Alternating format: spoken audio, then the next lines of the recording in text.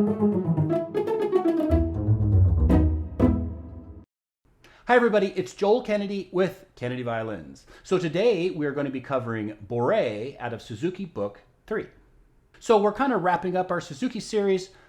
We don't have very many songs left, and we've covered basically every song in Book 1 through 4. Like I said, we only have a few left, but at the end of this video, I'm going to be throwing a dartboard at the dartboard of destiny, and whatever remaining pieces that we have left, it's going to select that piece, so you'll know what we'll be covering next week. So make sure you tune in to the end of the video. Okay, so let's play Bourrée.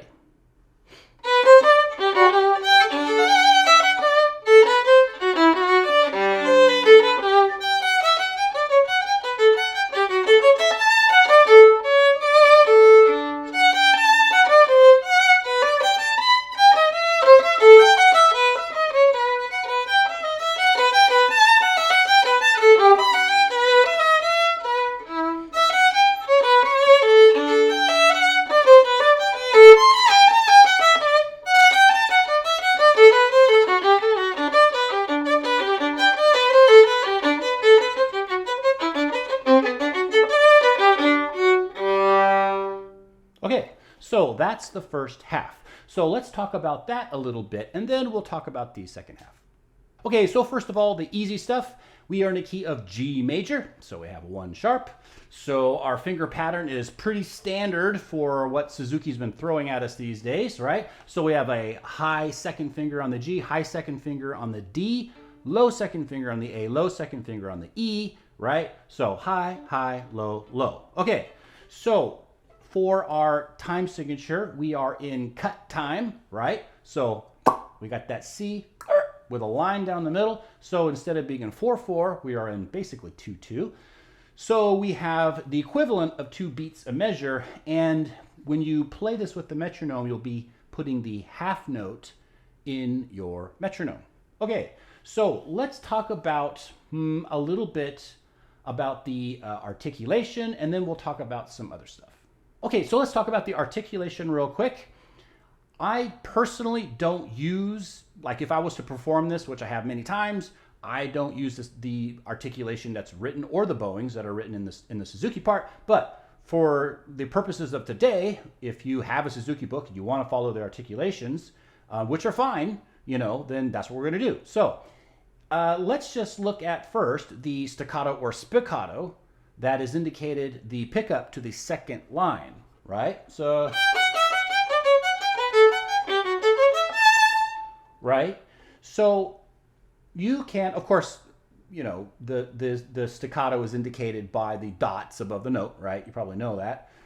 Now, whether you do spiccato or staccato, it doesn't really matter. But what does matter is that you play it in the lower part of the bow.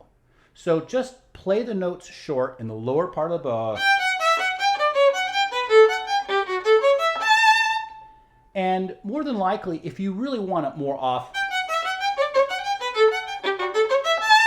right? If you just relax your hand and don't try so hard to bounce the notes, more than likely the bow will kind of do the rest for you, and it'll start kind of naturally bouncing a little bit. So, you know, and that's if, you know, maybe spiccato is a little bit new to you, and it might be a little bit intimidating. Just focus on really having a relaxed hand and playing at the lower part of the bow. And it'll sound fine.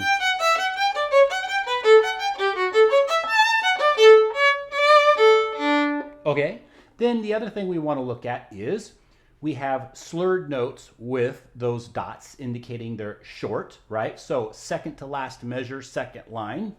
Right, we have that open to that high second finger, open A to C sharp. And if you watched any of my other videos, you know I'm a broken record. To be able to successfully employ this staccato, you want to just make sure you stop your bow, right? Just stop your bow and you'll be fine. Stop. Stop.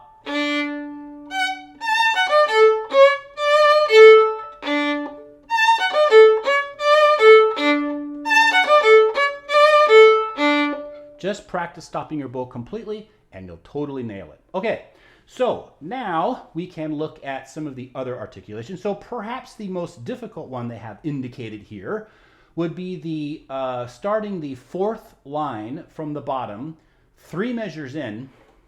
You notice that they have the same thing, but the thing is that we're playing these notes a lot faster. They're, these are, they're eighth notes, and we're doing string crossings. So this is kind of probably the hardest part. So my suggestion is don't try to do spiccato. Don't try to lift your bow off the string. Just try to keep your right hand relaxed and play in the lower part of the bow.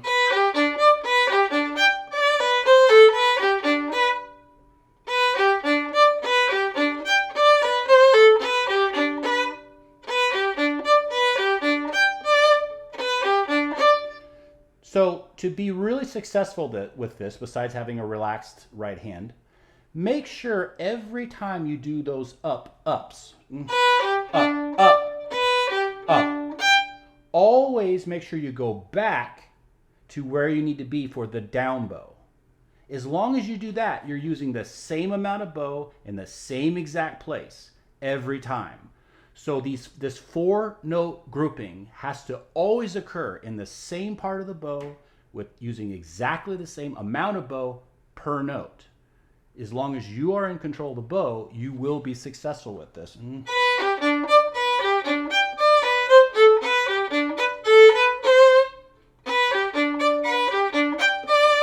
Right? I can pick up my bow or keep it down. Right?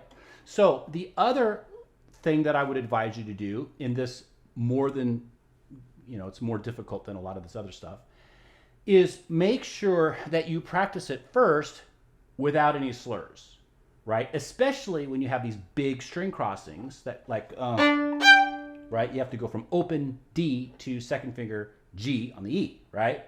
So practice this without slurs.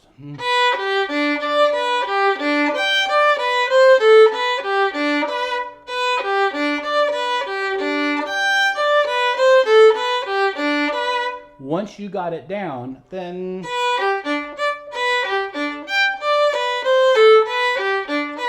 right? And then you just pick up the speed and you'll be fine. Remember, pretty much just about any technical difficulty that you run into, if you can figure out how to practice it properly, you can probably play it. It's just a matter of having patience with yourself and breaking things down to its simpler form. So if something's fast, play it slow. If something has a crazy bowing, take the bowing out. Play it first, then put the bowing in. Play it slow, then speed it up. Always make sure that you're not eating an entire meal in one bite. Just take tiny bites, and you'd be surprised. You can play just about anything that you want if you practice it properly and you practice it slow and you are patient with yourself. Remember, slow practice is fast practice. The slower you practice something, the faster you will learn it. Okay, so then we go on, third measure from the bottom, third line from the bottom.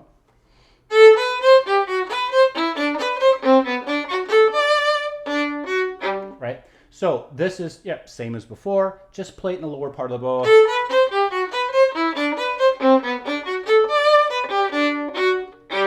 Right? Now, no big deal. And by the way, the fifth line from the bottom, you have that in. So you can shift a third like I just did. Then so 3-2, then shift back down to first, load second finger. So then shift down. Or you can do extended fourth finger, which I don't really advise, but you can if you're adventurous.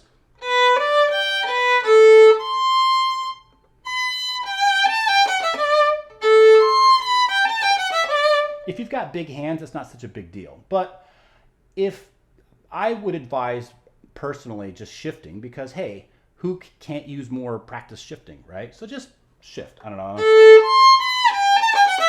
Then, but remember, take the slur out.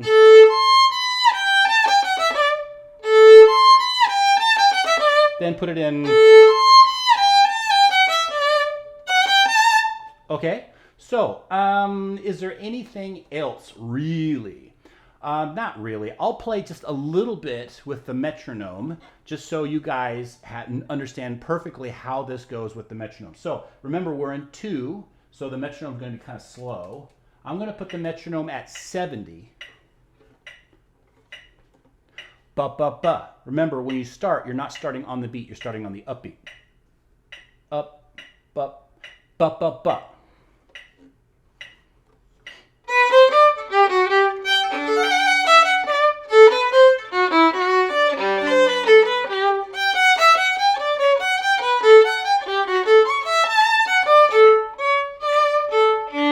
Okay, so that's how it fits with the beat.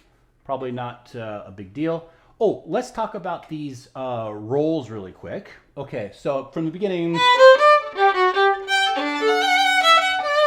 right? So a lot of times when we have 3-note chords or double stops, we do, right? But a lot of times in Bach, we actually don't do that. So we don't do Now, you can if you want, but I think most people, for the style of this particular Bourrée, they actually just, right, which is a lot more pleasant, a lot less aggressive. So, now remember, the trill starts on first finger and ends on first finger. You have to know that. Don't just wiggle your finger as fast as you can. It starts on the first finger, ends on the first finger. So,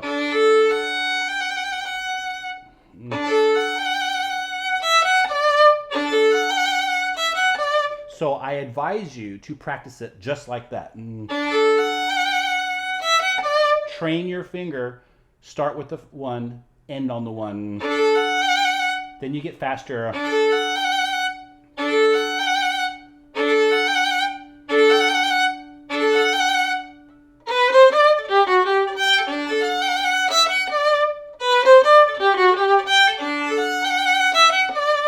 Okay, then we have the similar one, right? A couple measures later, we have. So I suggest, again, not right? It's not Tchaikovsky, right? Most people would probably do much more pleasant.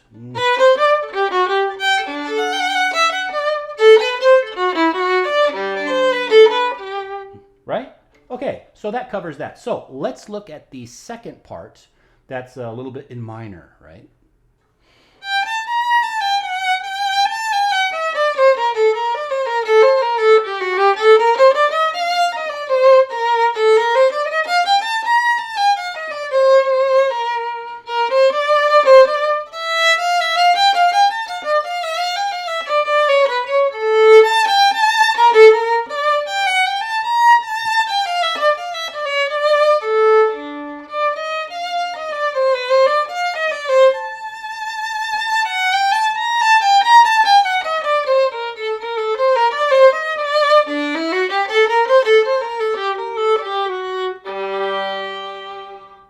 Okay, so that's that.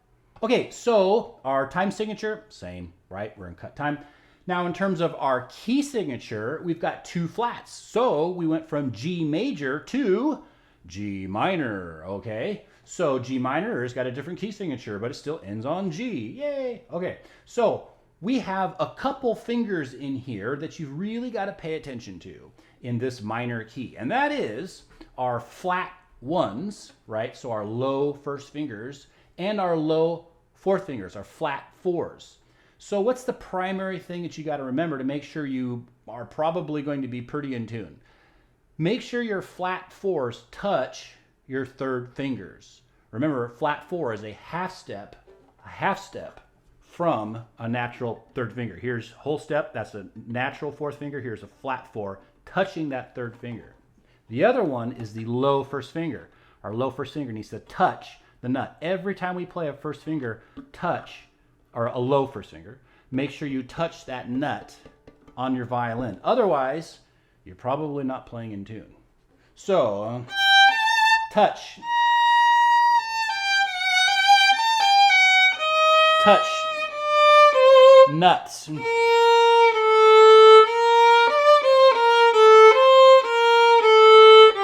Touch the 3 on the high 2, low 1, touch your 3, touch the nut again, touch the 3, touch the nut again,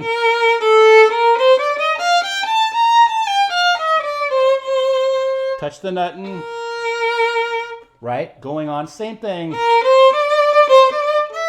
low,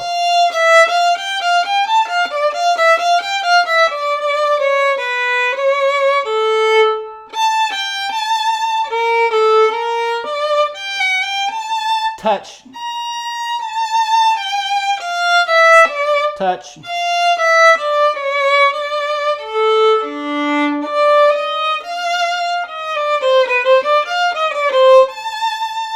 so F sharp, touch, touch, touch the nut,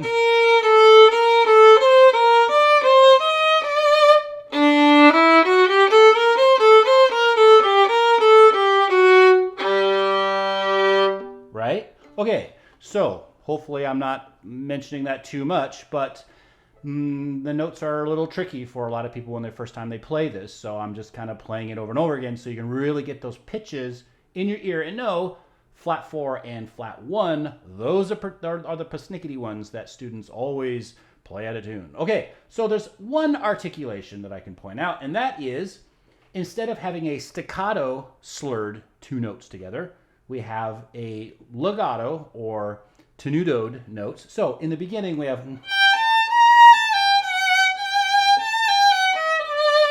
right? Now, if they didn't put those tenuto markings there, second measure, it'd be, so it'd be, but they put those tenuto ones in. So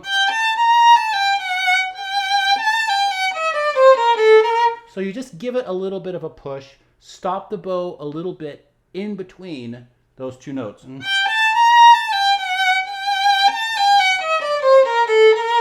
Right? Same thing with the second line, right? Or last line, depending on how you look at. So, not, or, button.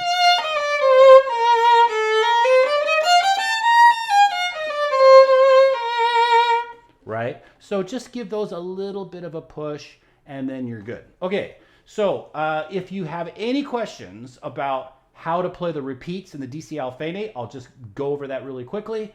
So second line, you have a repeat sign, go back to the beginning, right? Then third line from the bottom, you have a repeat sign, go back to the repeat sign, third line, right? Measure 9, right? Then you play that section, you play the whole section again. Now we're on to the second part. Play the second part, you have a repeat line. You have a repeat. Very last line, end of the very last line of the first page. Go back to the second, right, where it says dolce, the second to last line of the first page, right? Remember, repeat signs, you always go back to the prior repeat sign and repeat that section, right? Going on, top of the second page, right? We play it, we play it, we play it, we play it, we play it. We get to the end, repeat, right? Then we play that whole section again. Then we play it, and then when we get to that repeat sign, now DCL Fine. So now we're going to go back to the beginning, the very beginning, da-da-dum, ba-da-dum, and major, G major, and we're going to play all the way to the Fine, means finished, third line from the bottom of the first page, right? So a lot of repeats. You can really extend this piece, if you play all the repeats and stuff. My suggestion is that if you do all the repeats, do something different when you play it the second time. Don't play it exactly the same. Play it somehow a little bit different. Maybe play it a little bit more dolce or sweeter, or maybe a little bit louder, or maybe your articulation will be slightly different, right? Maybe just change the character a little bit, right? Usually when we repeat the exact same notes, we try to change it a little bit the second time, makes it a little bit more interesting. So guys, I hope this video helped. Probably too long, but there you go. Love it or leave it. Oh, don't forget to like and subscribe to the channel. We're almost at 50,000, right? I'd love to get to 100,000, you know, sooner than later. But hey, I'll take 50,000 any day. That'd be cool. So don't forget to like and subscribe. Remember, I do playing videos and technical videos, and I do shorts of the miscellaneous kind. So with that, hope you guys have a good time practicing, and have a great day.